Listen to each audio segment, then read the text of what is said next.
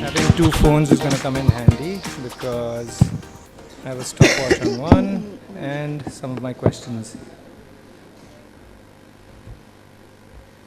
All right, so good afternoon. I was on my way here a few hours ago and I was just thinking how we were going to open today, and I started to think that very obviously what I'm going to say is that no industry has been as disrupted as media, or will be as disrupted as media over the next few years. Then I started to think, am I just drinking my own Kool-Aid just because I'm from this industry? What about other industries? We've got people over here like finance, fintech, there's education. What about technology?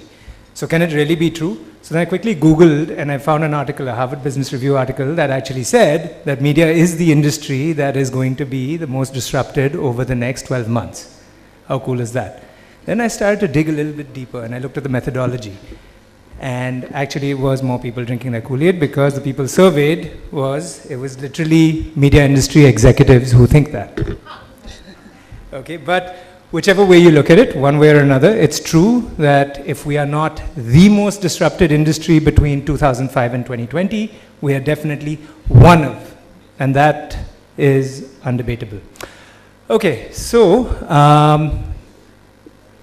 what I'm going to do is we will start by speaking to each of our wonderful panelists, and I'm going to give them a couple of minutes just to sum up their story, where they've come from, why they're doing what they're doing, and what exactly are they doing. And we're going to keep it to 2 minutes so that we can move on and have a bit of a discussion, power exchange rather. Jaidevan, let's start with you.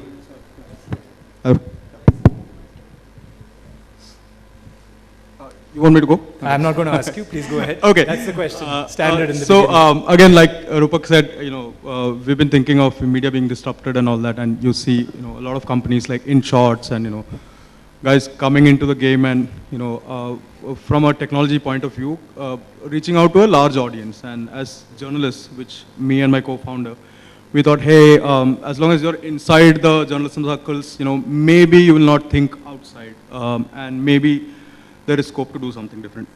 So which is why we said, hey, there is a lot of disruption happening in media and let's get out. We tried this a couple of years ago, that didn't work. And we just need to, we wanted to raise some capital and we wanted to, hire some of the best people in the industry. There is no real merit in attacking at without scale. Media is, a lot of scale business. So, of course, the debate is still on about mass and, niche. So both Pankaj and me, Pankaj used to be the technology editor at ET, and he's also been in the leadership roles at Mint and other papers, TechCrunch, all those places. I've worked with Pankaj for like most part of my career. So we got together, we went and spoke to some of our mentors. We started sending out feelers. We said, hey, disruption, we want to ride through this, and we need some money and those kind of things. And fortunately, we got some backing from, Sorry to interrupt, 30 seconds. What exactly do you do? Okay, so our line was very simple, that there is disruption, and whenever big technology companies open up their platforms, there will be smaller and there will be a lot of other companies which are born out of it. Like when Facebook opened their app platform, you had King and you had Zynga and those guys, right? Billion-dollar companies, right? Mm-hmm. So there are those kind of opportunities, and then we were also seeing this whole piece on India being a major consumer of technology. Technology is going mainstream, it's everywhere. So we wanted to make sense of that technology for the urban Indian. Got it. Bring stuff from rural markets, those kind of stories as well. Got it. Okay, cool, thanks. Thank you. Aisha, how do you get here? What exactly do you do? Why do you do it? Hi, so I'm Aisha and I'm the co-founder of Jamun. We're actually a filmmaking company. Me and my partner's background both is in actually feature filmmaking. Mostly international co-productions, and the main reason for being here actually was to sort of bring the professionalism and the production values of international features or sort of well put together productions, bring that into the digital space. And I think like our big shift actually happened after 2005 when we moved to digital technology.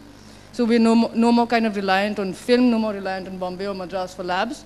And I think that's exactly sort of where our diversion happened. Cool.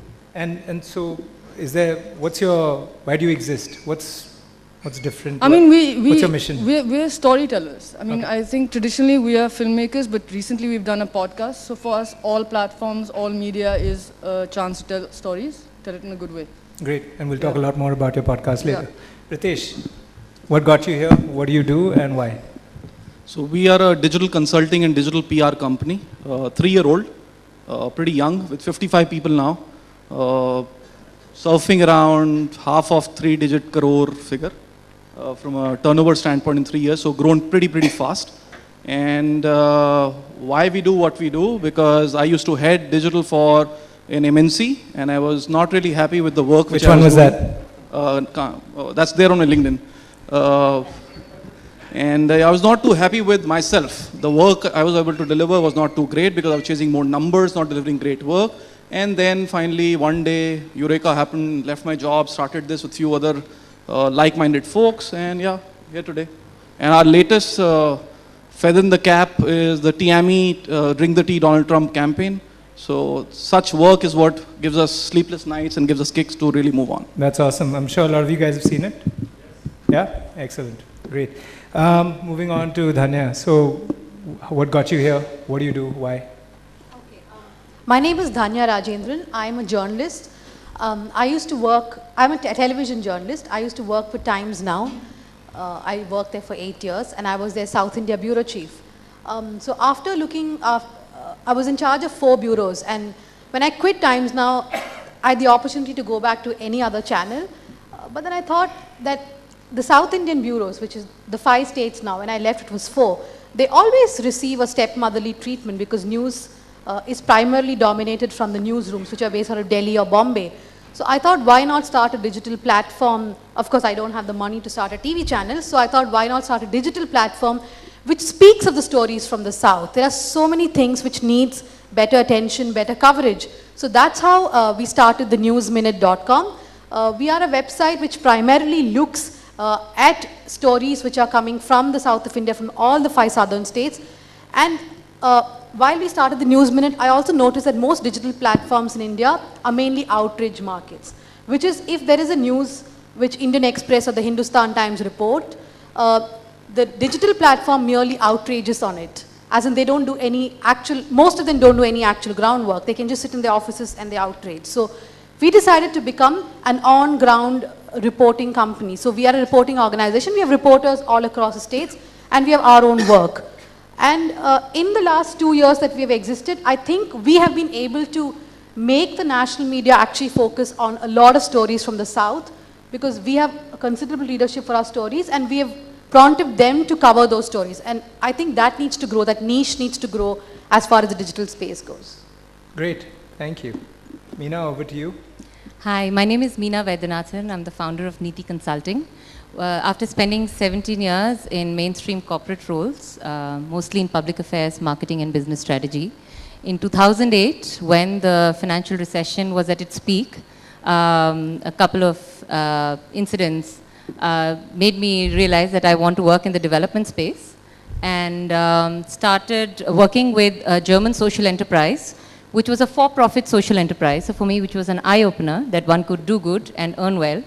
And I decided that I needed to do something similar and started Neeti Consulting. We are a for-profit social business consulting firm, primarily focusing on research, but practitioner-based research, which helps in implementation-based consulting work, which is accessible by people from different sections of society that need that information. We are also into design, impact measurement design and analysis, and also training. We have a virtual team, but the only way to remain profitable as a for-profit in the development space is to keep your overheads low. So we have an 11-member team that spans between India, the US, and Singapore, all working out of homes, and a kick-ass team. And we've done some really exciting projects which we are very, very proud to speak about. Excellent, thank you. So we'll dig a little bit deeper. First of all, I want to congratulate this panel. Well done, team. We did it all in 9.5 minutes. 30 seconds under. So we have more time to talk about other stuff. Now, let's start with something. Now, there's You have over here two digital media companies from an audience building standpoint. You have a primarily content creation company which is now working to understand its audience. You have a digital agency which deals with consumers and audiences. And of course, we've got Neeti, which is dealing with audiences as well, because at the end of the day, whatever they're doing has to get seen and consumed by people of some kind, audience of some kind, right? So, but it's a little bit of a different approach, and we'll get into that perhaps if we have time.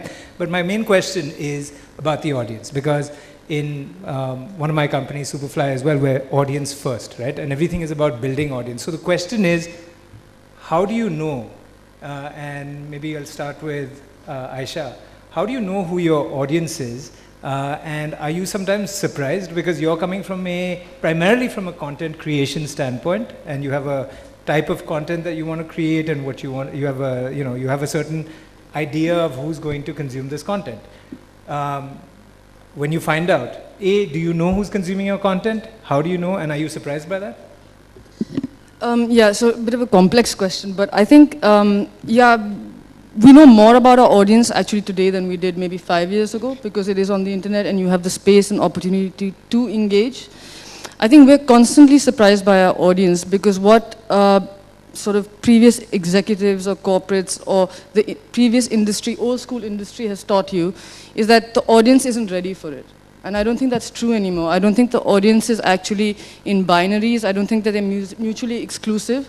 I think that audiences that are watching for the latest song on Bar Bar Dekho are also watching Breaking Bad.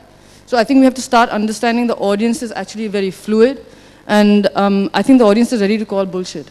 So we have to make our content like up there. So have you been surprised I think what you're saying is you've actually been surprised to find who's consuming your content. Yeah, I mean, actually we worked with a guy who actually studies data on Facebook, and you'll have people who are cross-sectioning from Sultan to listening to Serial.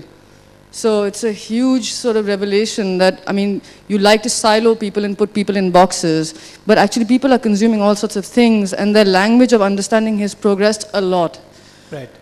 Okay, got it. Yeah. And Dhanya, in your case, your audience, I would actually, rather than change anything, in this case, I'm just going to ask the same question. Given that most of your content is, I think you've probably got a lot more distribution channels just by the nature of your content, and sometimes you don't even know how it's being distributed. Yes. Whereas in your case, you have some control over it, and I think there's one way which used to happen, which is that you build and they will come. But as we all know today, you have to have a distributed, as a publisher, you need to have a distributed strategy for distribution, right? I mean, a fragmented distribution strategy. It has to be in a lot of different directions. So my question to you is, you probably have more incisive data, but are you surprised by who's consuming your content? Do you know, how well do you know your audience? Oh, I'm surprised almost every day, because there is an audience which goes for the listicles, which are the younger audience, I think. There's a huge audience in India for that kind. But there's also a huge audience for very serious journalism or serious news. And there are stories which really surprise me, like sometimes we think the long forms will not do well, that the stories with data will not do well, but that gets read a lot. So audiences, like she said, you cannot put them into boxes. For example, there was a murder of this IT, a techie girl in Chennai last month. She was murdered in the Nungambakkam railway station in Chennai. But the people who are reading stories on that, on crime rates and on stalking, were not from Chennai alone. Because that story is of interest to people across India in different cities, because they all put themselves in that situation. So as far as news goes, I think the interest varies. Different cities read different kind of stuff. For example, a city like Hyderabad, they hardly read anything. Like, whatever you do, I think they read more of Telugu stuff. They are not too much into English reading. So every day we discover new stuff. Do you mean reading, or do you mean they don't even watch anything? I don't think they read news much. Because do they watch? Yeah, maybe, but from whatever data we have collected and from other people also, that's one city where the English readership is actually much lesser. So if you look at English channels or English newspapers, they also give less importance to those states, because the core audience there is actually much lesser.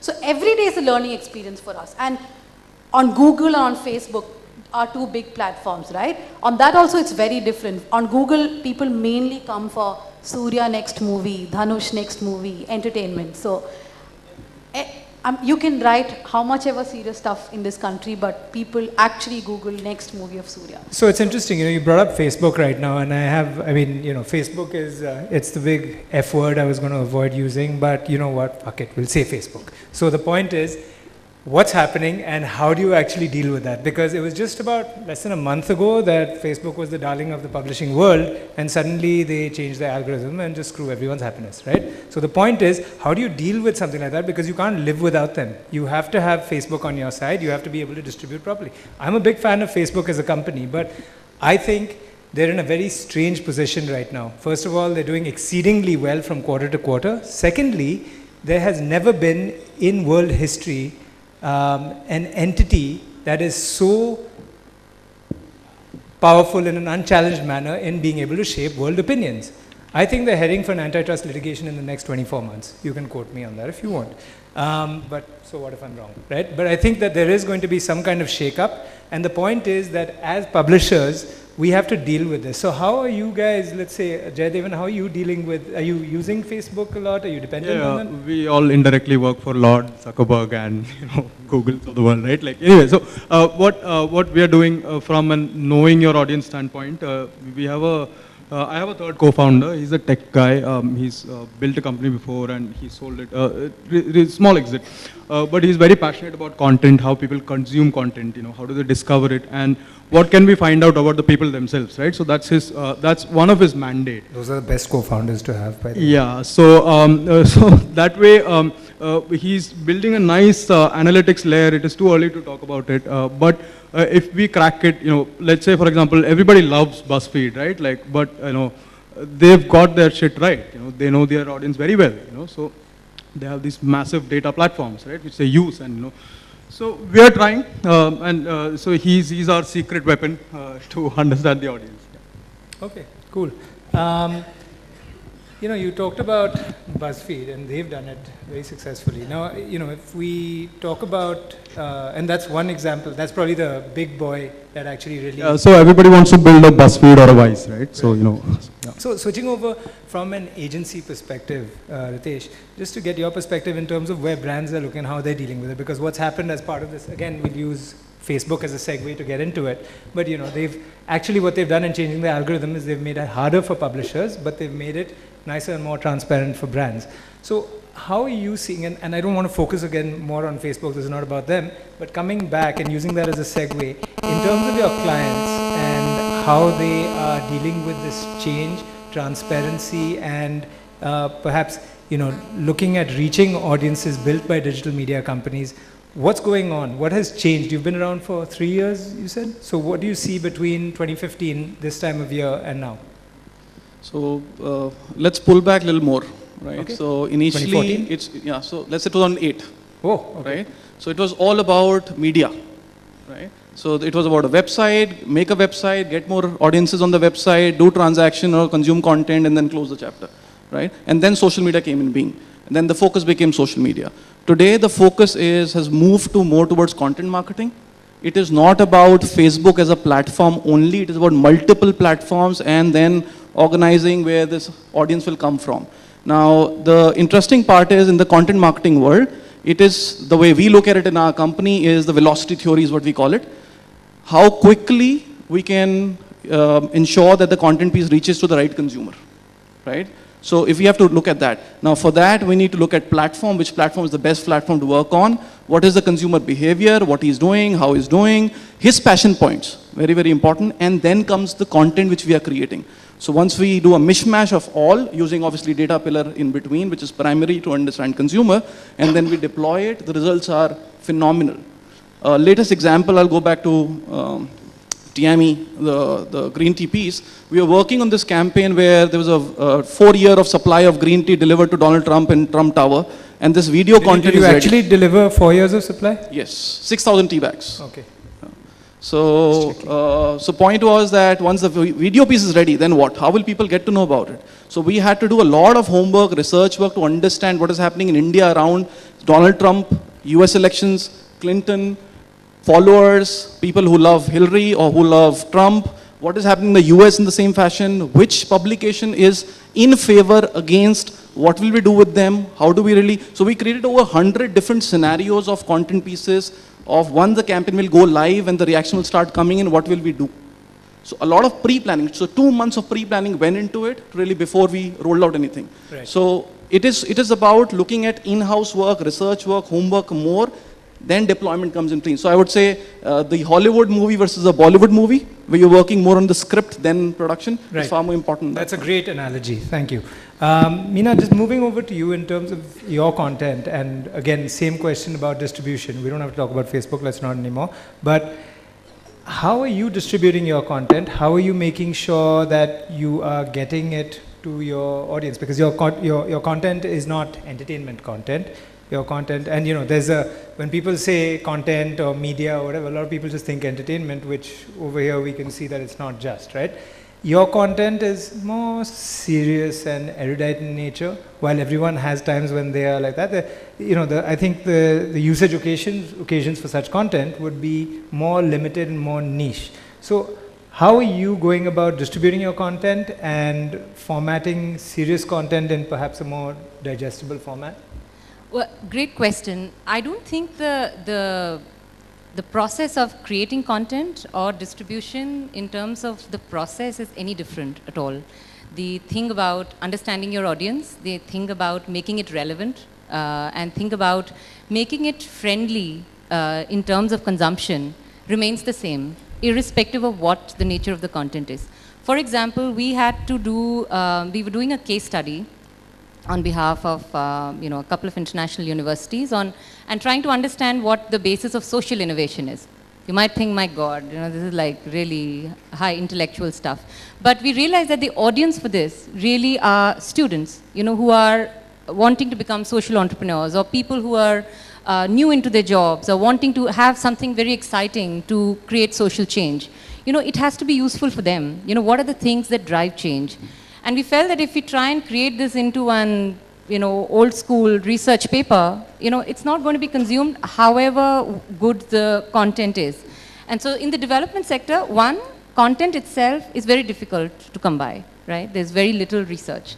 And second, we didn't want this research to end up into some archives. So what we did was a series of 6-minute videos, each of them focusing on a driver, but then it was not a preachy driver-related sort of thing, right? So it was called Voices of Experience, and each case study, which was 6 minutes, talked about 3 or 4 questions, which a particular person talked about what his or her story was, where that innovation and what drove that innovation was highlighted. This was developed between 2013 and 2014, a set of 75 such case studies, which is open source, which we negotiated very hard with our client, which we do with most of our content. And I was very pleasantly surprised to find that 2 years back, there was this international seminar at Vigyan Bhavan on social innovation.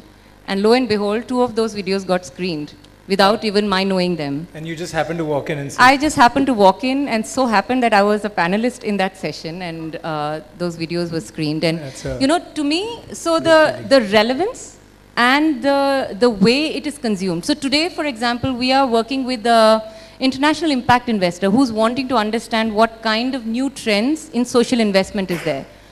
One, you can create this very fancy looking package which will really help them drive their business, but we also kind of told them that they should also help other impact.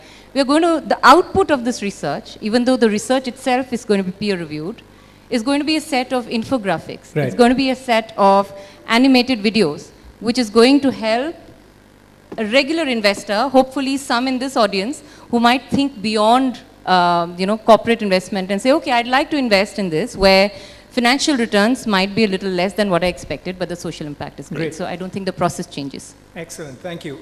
So we've talked about audience a little bit, and just, we've talked about distribution, and I'm going to come to our audience over here in a moment, and then we'll continue. But before we do that, I just want to talk a little bit about technology, the impact of it, and how we're actually using it, given that everyone over here is basically in one form or another a digital company, right? So let's start with you, Jaidevan. I mean, there's, let's throw out some random buzzwords: virtual reality, AR, bots, machine learning. AI, machine learning. Anyone have any more? Something? No? random buzzwords. There's so many of them. How are you using them? Okay, so I could ask you that, but very specifically, let's cut the faff from the reality and let's talk about what's relevant. There'll be a lot of stuff that's relevant to us in 2020 or 2018, right? So even we were experimenting with a bunch of things. But now, in the next 12 months, are you using anything unusual in technology which you can talk about? And yeah, sure. So I can just give you our perspective on technology. And so basically, coming from a distribution point of view, how do we use technology? And you would see that consumption is moving a lot from social to the deeper web or WhatsApp and those kind of areas, right? So, and there's really no data coming back from there. That reminds me, right? sorry, Srikanth, I forgot big data. Yeah, that was the other one. Okay, carry on. Okay, so we want to constantly look at newer platforms, see if we can crack them, and we are working on some projects around that.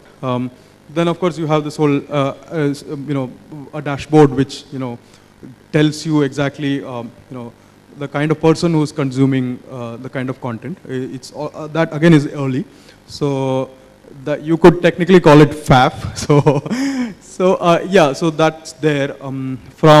So these are the two main areas, from a distribution point of view and from a discovery, of the audience point of view. Right.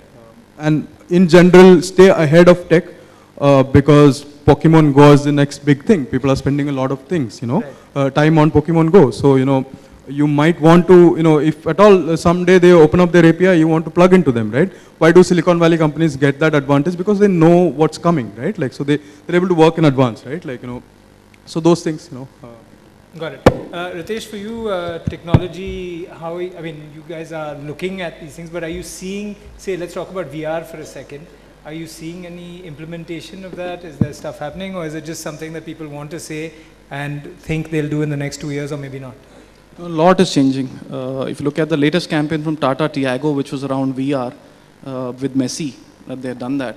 Globally, a lot is changing. The space which we all should eye for is the convergence space, where online and offline are merging, and AR and VR and AI, all these things will help us bridge the gap. Once the gap is bridged, we will see magic. Right. Right. Is anyone, are you, Aisha, experimenting with VR at all? Not AR or VR as such, but for example, we also do sort of films for development, somewhat like what she does, and in that there have been extremely huge sort of steps taken. For example, BBC recently made a film where the film plays in a vertical format, and it's a film for refugees, right? So it transforms your phone into a refugee experience, from Google Maps to messages coming in. So it's extremely impactful in the way that it The New York functions. Times thing, yeah. Yeah. So yeah. Okay. Yeah. Can I add a Yep, point please. there? So one of the things that most people sort of understand is when we measure something like a impact, social impact, typically the thing that comes to mind, and what was true also until 2 years ago, was that you had to physically go collect data, do the analysis, and then come up with some sort of analysis, through a map. 2 years back, we identified a series of very independent tech companies who we all work together as a collaborative, to your point, where this virtual and reality sort of converged. And together we built a platform for this Jharkhand-based NGO, where they, at this point in time, collected manual data on this thing. So the data would be collected on cell phones, which would be mapped directly to a virtual cloud-based database. And the analysis would be done in their office in Mumbai, which would be sent to us, which we would then check directly through our interactive sort of reports, and it was scalable, right? So it didn't matter whether you had X amount of money or 200 foot soldiers. With the same amount of people, if you were measuring impact for work done in 100 villages, you could easily scale up to 1,000 within a matter of months. Got it. And I think it's beautiful, and so I endorse what Ranjit saying. Okay, great. Dhanya, is there anything you want to add on the technology front? Ritesh? I'll add on. So the way we used to do planning earlier versus the way we do now is also helped with the help of technology. Right. Earlier we used to map platform usages. X number of million of people are there on the platform. That's the consumption of media on each platform and so on and so forth. Now it is more behavior based. So there's an audience which, let's say, X person consuming finance data and so on and so forth, and that same person is consuming football more than cricket. Then you make cluster of finance plus cricket as a interest point of digital consumption. And right? this is, I think, what Aisha was alluding to earlier as well. Right? Yeah, and then you make these clusters and move forward and do your planning basis their passion points or consumption behavior. Yeah. Then platform-based planning. Yeah, excellent. So we'll come back to you guys. 2 questions from the audience to do with content, audience, technology, distribution. Don't talk about monetization, please, because we're going to come to that later. Please, here, one question first over here. Please tell us your name and what company you're from. Hi, I'm Aditi, one of the co-founders of Mirai Health. Question to the entire panel. It's been very confusing as a co-founder on what to focus on in terms of marketing strategy. Like you said, the needle keeps moving, right? Sometimes Facebook likes is it, sometimes it's content. So is there any 1 or 2 things that have not changed and have remained constant that we can use as a benchmark on how we're doing as a company in terms of visibility and branding and so on? Personal calls. Okay, thanks. Ritesh, you What want is the company you run? It's a healthcare company. I don't think there's any constant. It just keeps changing. I mean, even good content sometimes just doesn't get read. There are days I wonder, thinking, it was such an amazing story, why is nobody reading it? Because it would have been buried in a Facebook algorithm or it's not coming up on Google. So I think it's constant innovation. And that's really annoying, no? When you That think you've is, done a great but the point story, is but you nobody's just have to reading it. move ahead, like forget it and move ahead and constantly innovate, constantly change. There's no other way.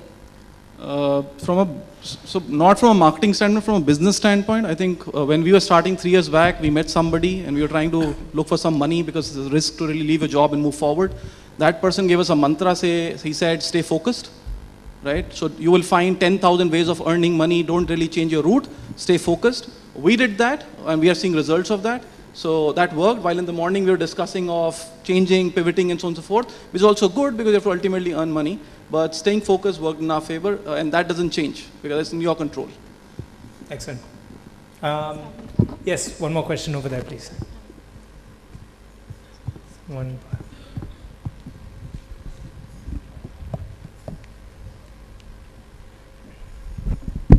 Hi, Abhishek. I run a company called Boldkin. We're a solution provider for startups. Sorry, the company is? Boldkin. We're a solution provider for startups. Okay. So you're all fundamentally in the business of producing content of some form or the other. And one thing I would like your perspective on is information overload. You know, obviously with times there's a lot more content for each one of us to consume out there in the world. What do you think about information overload from 2 aspects? 1, how are you designing for that in the content you produce? 2, how are you designing for that in terms of how do you make sure your content reaches an audience? Yeah, so information overload is a good thing for newer companies. I feel that, you know, you try and cut through the chaff and, you know, you can cut through the noise quicker because, you know, you can also show that, you know, hey, this is what the kind of content that you have already. And if you do something different or something better, people are obviously going to recognize that and, you know, go crazy with sharing and, hey, these guys are doing something really different. So that way I feel it's a good thing. Again, you know, you might want to really differentiate in terms of content. To her question, I had a quick on the marketing bit. I keep referring to, you know, the Buffer blog. Buffer is a productivity tool we all use, right? They did such an amazing job with content marketing, and you know, the money is so low there, you know, and they millions of subscribers, you know. So that's how Buffer cracked marketing. You know, a similar example would be, you know, something in your area where you can contribute a little selflessly, so to speak, you know, but of course, you know, you do want to talk about your product. You know, a lot of times people abuse platforms, so you don't get traction, you know, so that's what happens here. Thank you. Okay. Sorry. Yeah. Information overload. Yes. So information overload in terms of for consumer or for the businessman? The consumer. For the consumer. So content discovery and content dissemination, the 2 factors. Dissemination is for the brand, discovery is for the consumer. As I was saying earlier, the minute we start studying consumer behavior, their passion points, and relevant platform, content discovery for consumer becomes very, very easy. Homework is very, very important before, alongside concept for content. Once we do that, it is settled. It's not rocket science. Very, very easy to do. Another point I'd like to sort of mention to answer your question is, I think there's now an increasing trend also of news aggregators. I mean, even for people like me, I mean, I'd probably watch stuff on News Laundry. I think Mr. Sekri should be around and feel very proud. You know, I probably look at that. I go through News Laundry as opposed to watching news channels every day, a lot more. I subscribe to India Spend and get immediate information. Even in the development sector, I probably go to an India Water portal as a one knowledge aggregator as opposed to sort of see. There are increasing number of community platforms now, Twimo as an example. So I think you'll also see that, and like she said, you know, it's the thing that doesn't remain constant. How do you stay relevant? You know, you have to constantly sort of, and you'll see these trends emerging more in the media than anywhere else, at least the speed at which they emerge. Yeah. So I think if there's information overload, there's also with that equal speed kind of aggregators and knowledge crunchers that are available Right. today. I think a corollary to that also is the whole scale versus depth approach, right? So we went with, you know, scale. We are a country of scale, about scale. Foreign investors pump in money for scale. Everyone scale, scale, scale, scale. At the same time, those scale metrics lead to commoditization, right? You're just building because you want numbers. You have this audience coming in. You have to keep spending money to get them in, get them in, get them in. What about the depth of it? What about the quality metrics? What about things like time spent, repeat, etc., etc.? So I think that what's going to happen now is we've gone through that whole scale portion or the, you know, that phase, and now you're going to see companies which are going to emerge, which are going to be based on quality and depth of relationships with their audience. It has to happen because this kind of commoditization is not sustainable, because it'll just kill a bunch of companies like it has actually, and it will keep happening. Anyway. So just to add one more thing to what you were saying actually was that in our kind of content that we try to sort of put out now, we try to sort of hark back to the core emotion of what is sharing. Like, what do you feel at that moment as a kid when you want to share like the first album that you've ever bought? And that feeling is quite a special feeling that you can sort of, that's what it is about sharing content or reading content. So we try to keep that at the back of our minds, like what will make people be like, I want to own this. Sort of been in my headspace for a long time. Array got us this project. They bought the rights. They asked us to make this podcast. The podcast actually has done surprisingly well. It has not gone into the space that Serial has gone into, because it's a very different story, very different content. But it has actually got a lot of ears. So we've got almost about 250K plus ears so far. The series is just ears. out. Who thought that would be a metric? Yeah. Yeah, exactly. So, yeah, I mean, I think the audience is there. It's a commuter audience. It's people who have bandwidth, so a 3G situation where they can download and listen to audio. It's much lighter than video. So the audience is there. It's about the content. And so you think there's going to be a lot more of this? I think there will be. I think there will be. Yeah. Great. Okay, now we have to come to the M question. Money. How are we making it? Are you guys making money? Don't lie. We make money. Don't lie. We're not making money. Okay, Yeah, so. fine. Is anybody making I'm making money. You're a service, you're a different business. Yeah, You're making money. we are kind of breaking even, still You're not. social. Yeah, but we are for profit. I know. Okay. No, but okay. I'm For being profit, facetious not here. at a loss and not seeking investment. So that's a good place to be in. So I'm being kind of semi-facetious here, but it's a big question, right? I mean, digital media companies, how do you actually make money? What are the different models? Let's talk about some of the challenges if you want to focus. I'm going to try to poke you guys to start spitting out numbers, but if you don't want to, you can say no. Start. So it's too early for us to really look at money. First year we want to look at audience and all those kind of things. Also, this whole, you know, like they say, you know, पहले तुम पानी के लिए रास्ता बनाओगे, फिर पानी तुम्हारे लिए रास्ता बनाएगा, काला पत्थर, right? So the same approach towards technology, right? So the same approach towards technology. You invest a lot in technology and, you know, see where it goes, you know. And but thankfully we have, you know, we have the bandwidth to do it right now. When will you start making money, you think? I think we have to really hang in there, throw a lot of things onto the wall, see what sticks. 1 year, 2 years? No, more. Media is a long-term business, 5, 6, 7 years. Before you start making money? Yes. Profitable? Or before you start making Look, serious if I money? was to start a blog, I would have made money. Like if me and my co-founder sat and wrote a blog, I would have definitely made money, you know. I can do that tomorrow and all that, but you know, I mean, this is like a slightly longer game. 5, 6 years. Okay, so that means you have to raise a shitload of money and part with a lot of equity. Maybe we are very lean, so 12 people. All right. Cool, thanks. Aisha? So we're profitable of the last 2 years, but our sort of, whatever you want to call it, I'm not really the numbers and business person, but the way we've done it so far, and hopefully we can exist to do this, is like we keep ourselves very light on the feet. We're very small. We're about 8 people. We scale up for productions, but we mostly hire people per job. And then we scale down. So we want to keep ourselves bootstrapped and be quite light. And then we don't have that many overheads. So did you make money off the podcast? We did. You did? We did. So they paid you to buy? Yes, it was a commission job. Okay, Yeah. fine. All right. Ritesh? He's the money bags. So we did our break-even in first 6 months when we started, right? And initially we were almost tagged as a Chinese company. We had 3 Chinese clients when we started, and then more Indians joined in. Is working capital an issue? Cash flow is a big issue. Yeah, working capital management. Yeah, so it's the when bane of we- every service company. Yeah, so Anyone when who's in the we- service business knows. When we do buying for our clients, which goes in multiple crores, and when there is a credit period of 60 days and money comes in 120 days, so rest balance 60 days or 90 days, whatever it is, it's very, very difficult to manage. Yeah, and yeah, you understand the pain. So that's definitely a pain, I think, but there are ways and means to mitigate, do better work, and yeah, we are doing good so far. And thankful to Raghav, who's one of our customers, he's right here, and we're surviving and doing good. So Raghav is helping you make money. Great. Absolutely, yes. All right, great. Danya?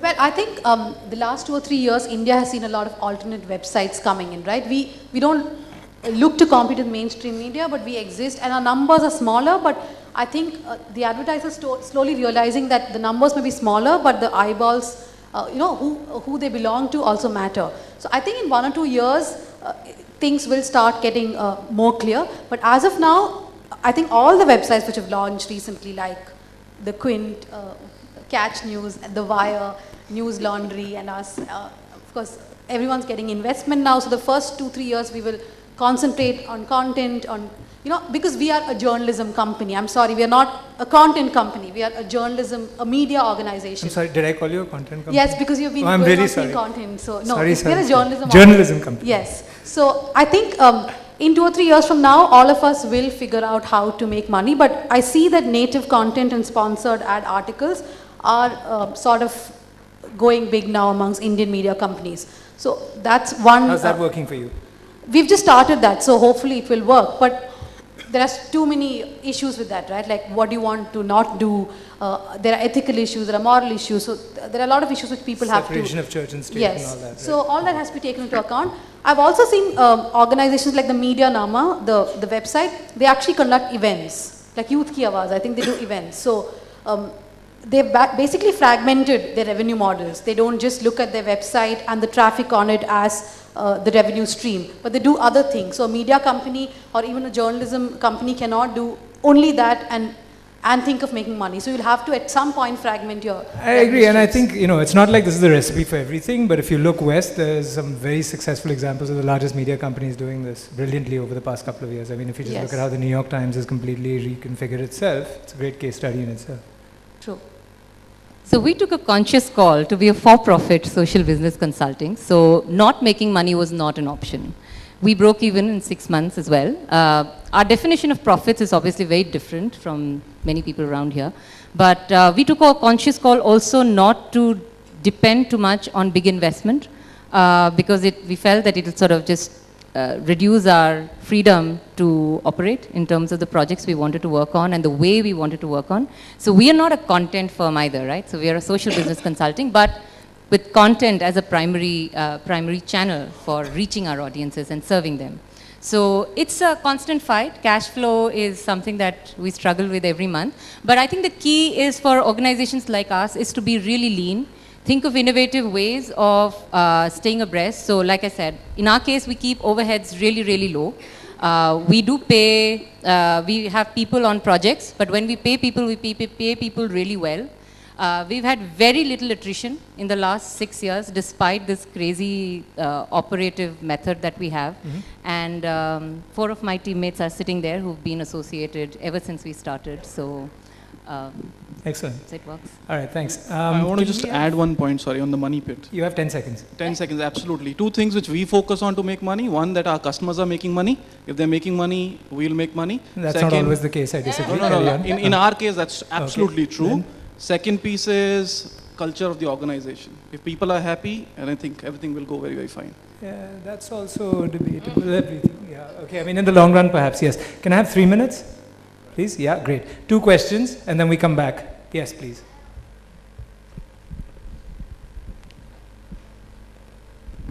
Hi, my name is Harbintan Narula, and I've been in the content business for various companies since 1999. I'll take the liberty of asking 2 questions. One is, the copyrights is a big issue when it comes to content. And while more and more people are getting aware of copyright and its infringement and the outcomes of that, the digital media today itself has contributed to a lot of leakages, which is actually leading to leakages in revenue. How are you handling that? And my second question is, what is the contribution in terms of percentage of the money that you make from mobile versus other media? Anyone want to? By copyright, you mean content? Yes, copyrights on content. How do you protect copyrights of the stuff that you're making? There is absolutely no way you can do it.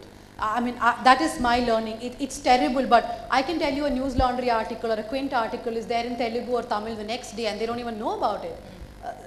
It's plagiarism, there are pictures are taken, content is taken. How many people will you fight against? I hope there is some big lawsuit and then someone's taken to court, but the point is it's all over the place. But we have to differentiate between what can be curated, what can be aggregated, and what is complete plagiarism and copyright violation. But as of now, it's a free-for-all. Everyone's taking everybody else's content and stuff. Hopefully, it should change in the next 2 or 3 years. Like, there are these Facebook pages which you see, which are very popular. They have 5 million, 6 million, people who like those pages, and they write stuff like, look at this Indian who is changing this field, and all of you like and share it. But that guy did not even discover that story. Someone else did. He just wrote a bombastic headline. That's it. So is that not copyright violation? I mean, in the space of content, a lot of people say it's not because it's all about who presents it in a better way. A story does not ultimately belong to someone.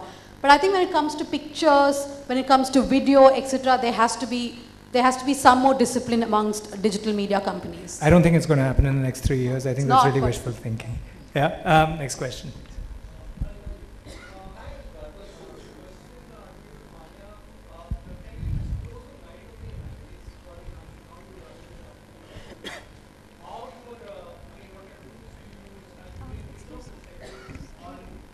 How you're measuring your audience, and is it complete science, or do you also look at in certain art?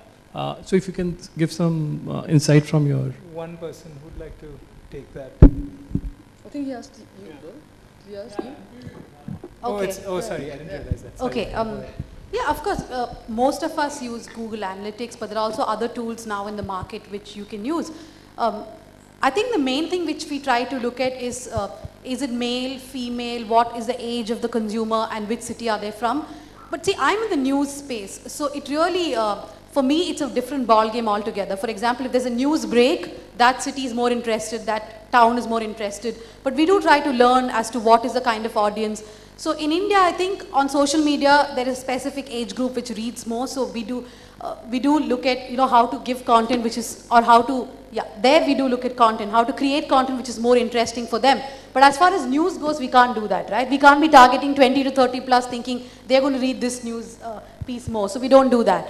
As far as the analytics goes, I think all alternate media companies, by the next 1 or 2 years, if we can do like 6 to 7 million unique visitors a month, I think that will be really good for an alternate media space, because we are all thinking of being lean, smaller companies which churn out more meaningful stories.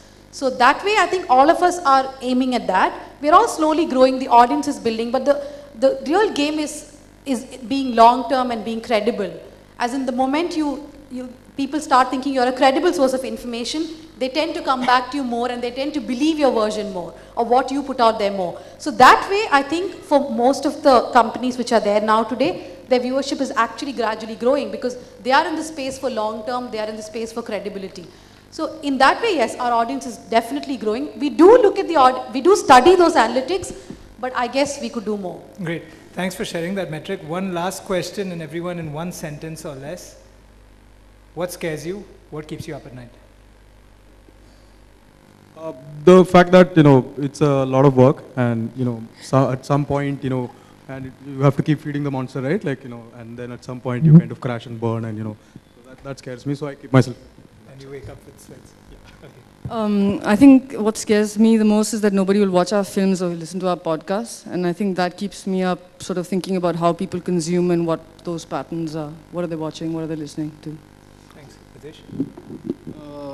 I need to get up in the morning to drop my son to school in the morning. That's the most scariest part in the night. The rest of everything is taken care of. Excellent. Breaking news. And also about this one person dying. I will not say who. But I think he's going to die today. Oh shit, that news is going to come today. But that never happens. So it's really a nightmare which I have of this one particular person who's going to die. But you're not going to say who it is. I'm not. Come on, tell us. No chance. No? But Okay, fine. yeah. All right, Meena? Well, in my case, it's how to just stay relevant. It's a question that we ask collectively every day, and if we continue to stay relevant and do what we are hoping to do, I think we'll be good. Great. On that note, thank you guys for an excellent power exchange. Thank you so much. Thank you. Appreciate it. Give it up, ladies and gentlemen. That's good.